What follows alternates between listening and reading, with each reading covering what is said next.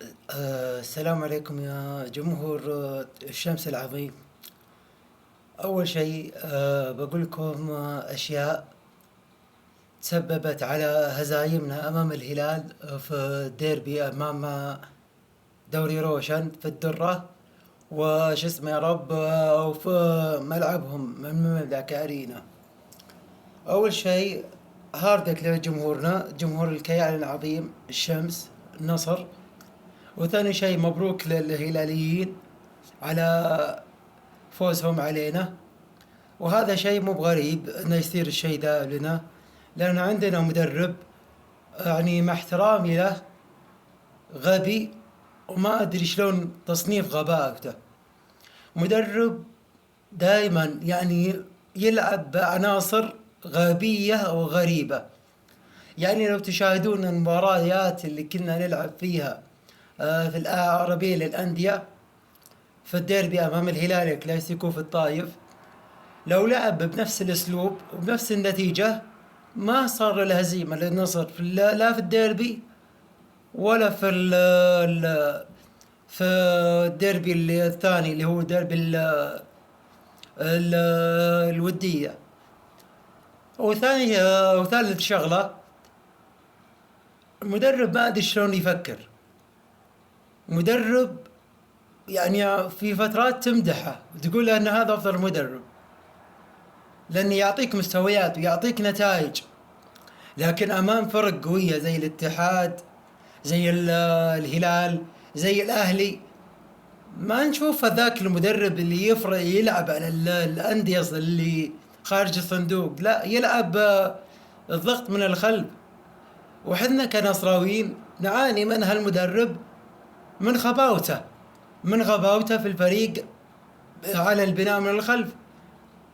طيب يعني فرضا تكررت هالنتائج هذه، فرضا انت أدت حدودها وأعطيت النتائج هذه أعلى من أنك تعطيها حقها، يعني أنت يا مدرب ما أدري شلون تفكر، دائما بتفكيرك البناء من الخلف.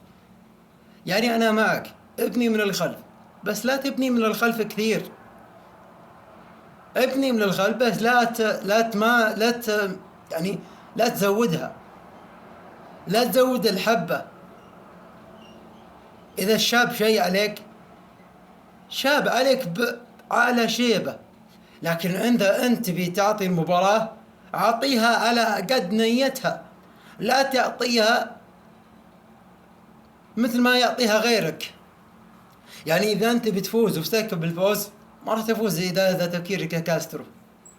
والله يا كاسترو ما راح تجيب لك أي نتيجة.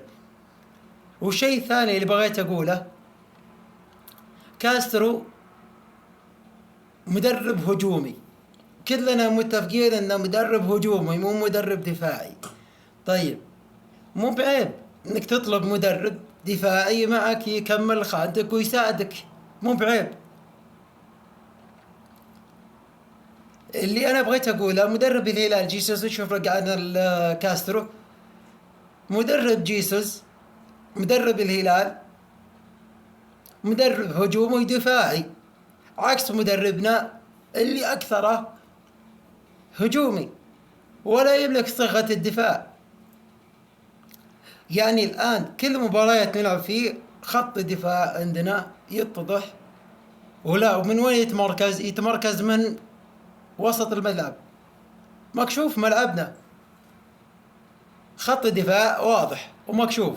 تبي تزود الحبة حبتين وتغير التشكيلة، لو تجيب لك دي بروين وتلعبه في خانته مع لابورت، أو تجيب لك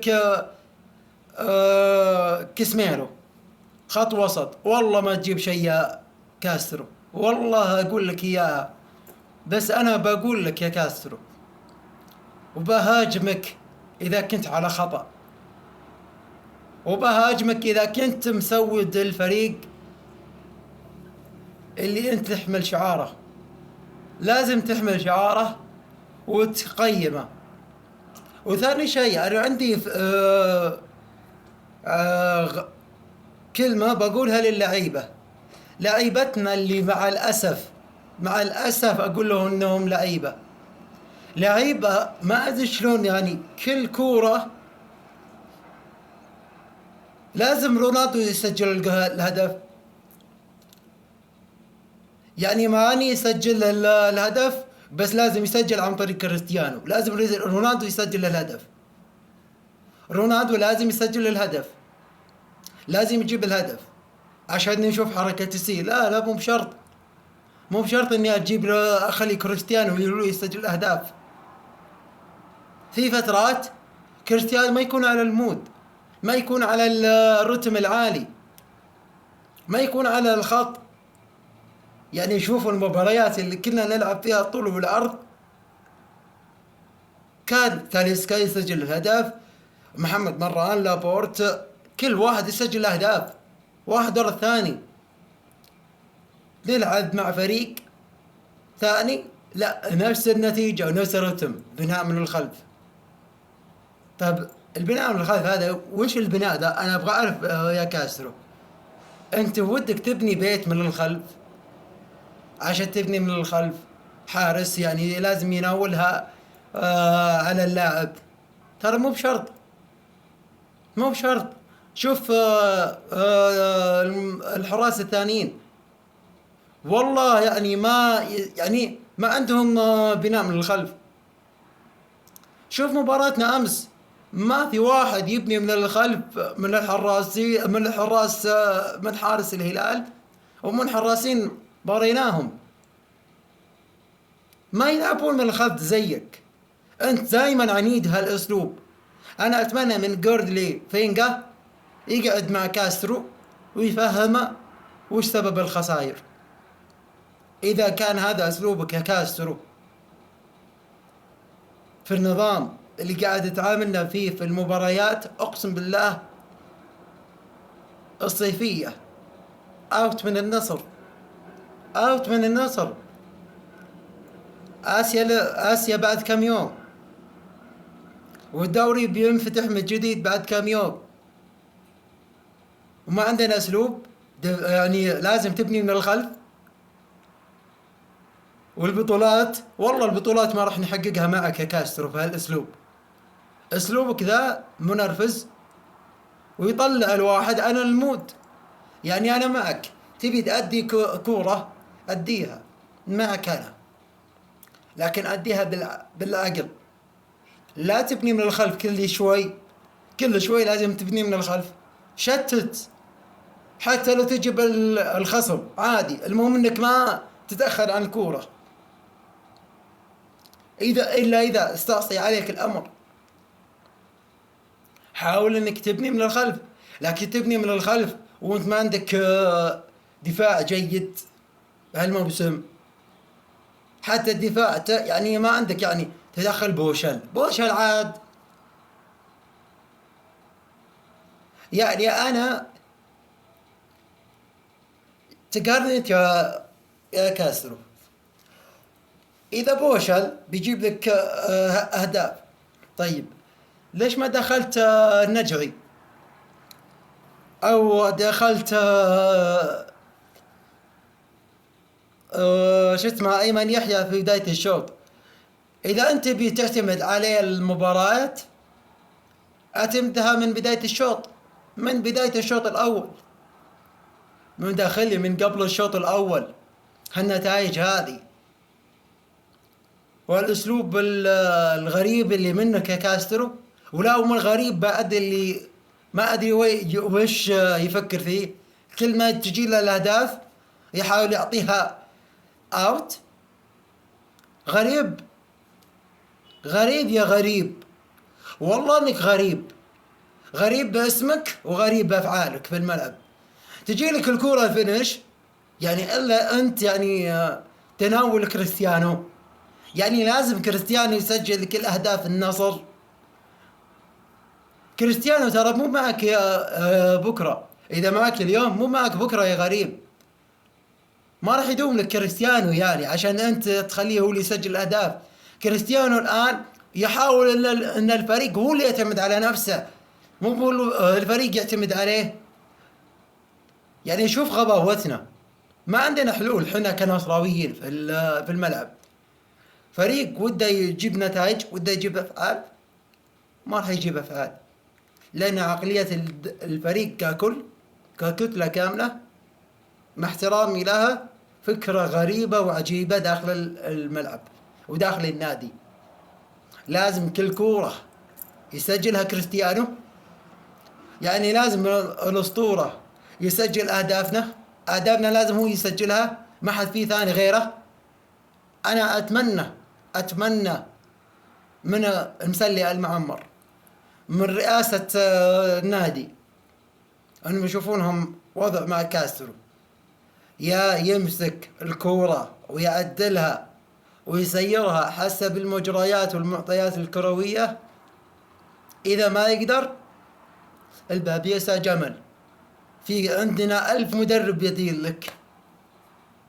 جويل سانتانا لو أجيب الآن والله بيضحك عليك يا كاسترو، والله بيضحك عليك البرازيلي جويل سانتانا. أنا ما أدري كاسترو، هل أنت عبيط ودك تتعبط يا كاسترو؟ ودك يعني تسوي لك نتائج وتسبب لنا الهزايم؟ وش اللي وش اللي بنستفيده منك آخر الموسم؟ لو آسيا طلعنا منها، الآن طلعنا من بطولة ودية، من دوري شبه رسمي طلعنا منه 3 أهداف مقابل 0، وفي هدفين لو احتسبت جول اقسم بالله فازوا علينا بنتيجة مخزية لنا كنصراويين، من مدرب فاشل مثلك، مدرب فاشل مثلك يا كاسترو، ومع احترامي له الكلمة بس هذا اللي ينطبق عليك يا كاسترو. فعلا مدرب ما يدري وين الهبة معه. الآن تبني من الخلف كل مبارياتك، ليش ما عندك حلول ثانية إلا البناء من الخلف؟ حتى التشكيلة ما تعرف تشكل صح. التشكيلة الآن تدخلها ما تعرف تدخلها في نتائجها. مدخل لك تاليسكا مع غريب في الشوط الأول، وماني للآن المفروض يدخل بالشوط الأول وينتهي مع عدد الشوط الثاني، مثل ما كان في مبارياتنا اللي كانت في في ملعبنا الأول بارك. شوف كيف كنا نجيب النتائج بدون غريب في الشوط الأول. بالشوط الثاني تاليسكا وماني، لأنهم أكثر ناس متفاهمين بالأدوار هذه. صحيح تاليسكا ما أدى النتيجة لأنه معاه غريب وتاليسكا ما يجيبون شيء، ولا تاليسكا مو في مكان أساسه في التشكيلة، في مركز مو في مركزه. تاليسكا يعتبر ورا رونالدو، مو عند الجهة اليمنى ما أدري اليسرى. لو تشوف مبارياتك يا كاسترو وتلاحظها، صدقني يا كاسترو أكثر واحد بيضحك على نفسه هو أنت مع احترامي لك يا كاسترو، تضحك على نفسك من هالنتائج. أنا ما أدري نتائجك هذه ودك تجيبها البناء من الخلف عشان تضغط اللعيبة، تخلي اللعيبة يتمركزون، ولا مو هنا المشكلة أنك تحط الدفاع المتقدم. في فترات تلعب بالدفاع المتقدم والدفاع المنتصف ولا المتراجع. ليش؟ شوف الفريق الثاني شلون يضغطنا، حاول تسوي اسلوبه.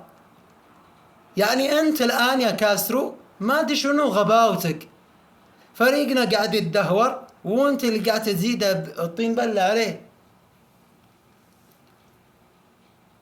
اقسم بمن حل قسم يا كاسترو، هذا أنا اقول لك اياها، اقسم بمن حل قسم، لو اخر الدوري ما جبنا لا بطولة واحدة، اقسم بالله يا كاسترو.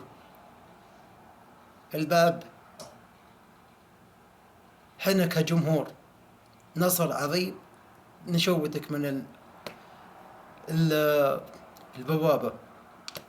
حقت الملعب، اقسم بالله ما تقعد فيه عندنا دقيقة واحدة. مدرب فاشل مثلك ما شفنا. دائما تبني من الخلف. انا ما ادري ايش اللي قاعد تحاول تبني من الخلف.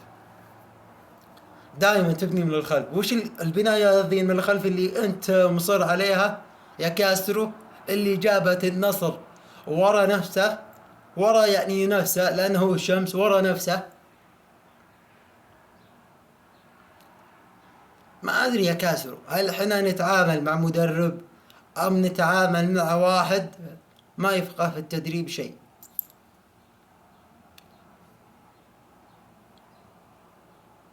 فيعطي حلول، والحلول هذه غير متمكنة عنده. انا هذا اللي بغيت اقوله. والقرار لنا كجمهور نصر، والقرار لإدارتنا، إدارة الكيان العظيم اللي ما أعتقد أن فيه عظامة الآن بتعظمه. فريق يفوز عليك في الدوري 3-0، في الودية هذه 2-0، ولا في هدفين لهم، لو احتسبت عليهم 4-0. لو لعبنا معهم في آسيا، لو لعبنا معهم في البطولات الثانية، وش اللي بيصير علينا؟ أكيد يا كاسترو أنت واحد بتقول الحكم. طيب اوكي الحكم يا سيدي، طيب مين اللي خلى الحكم يتصرف الاسلوب ذا؟ ومين اللي خلى الحكام يتصرفون بهالاساليب؟ انت يا كاسترو بيدينك. دائما تبني من الخلف وتخلي الخصم يجي لك عند ملعبك، عند منطقة الجزاء، منطقة الخط 18، يسجل الجول من المنطقة هذه، عشان انت حضرتك تشوف الحكام يعطونا كروت وما كروت. ترى انت كسر سبب الحكام. اذا انت بتخايط خايط، ما عندك مشكلة، بس لا تجي وتقول نقدر ننافس ونقدر والحكام الحكام. ترى هي واضحة وضوح شمس، واضحة وضوح الشمس. فما اقدر اوضح لك اياها يا كاسترو. يا اما انك تعدل وضعك مع النصر، او الباب مثل ما قلت لك يتهدرك. نادينا مو بناقص واحد فاشل مثلك، كل مباريات يلعب فيها البناء من الخلف. واقسم بالله كاسترو مدرب ما ادري شلون اعطيه مدربين. مدرب له مدرب دفاعي، هذه نتفق عليها. يبغى انا مدرب هجومي دفاعي زي جيسوس هجومي ودفاعي، عكسك يا كاسترو. كل مباريات نلعب فيها معك نفوز فيها نمدحك، ننزل فيها هم نمدحك. لا ما نمدحك، هالمرة هذه ما فيها مدح، هالمرة فيها ذنب. وانت يا كاسر اللي تتحمل الذنب ده. كل مرة بنلعب بنتوقع الهزيمة او الفوز، لا ما احنا بناقصين كاسترو، ما احنا بناقصين هزايم. يكفينا اللي شفناه منك يا كاسترو، يا انك تعدل اسلوب ضغطك هذا اللي بناء من الخلف وتضغط زي الافرق الثانية اللي تضغط عليك، او تطلع من البوابة اللي جيت معها. اي والله ما نبيك يا كاسترو، ملينا منك ومن تخططك يا كاسترو. احنا كجمهور شمس مختلطين على حركاتك واساليبك. مدرب على عيني وعلى راسي، بس ما عندك اسلوب التدريب الصح. دائما تلعب المباريات بناء من الخلف. لو تبني من الخلف 100 مليون سنة، لو يصير عمرك مو ب 62، لو يصير عمرك 1,060,000، ما راح تجيب شيء، ما راح تجيب شيء يا كاسترو. دام هذا اسلوبك ذا ينرفز، مو بالنصر، ينرفز الخصم يضحك عليك، يتنرفز عليك. يعني انت يا كاسترو انا ما ادري شلون غباوتك، شلون صرت مدرب ما ادري.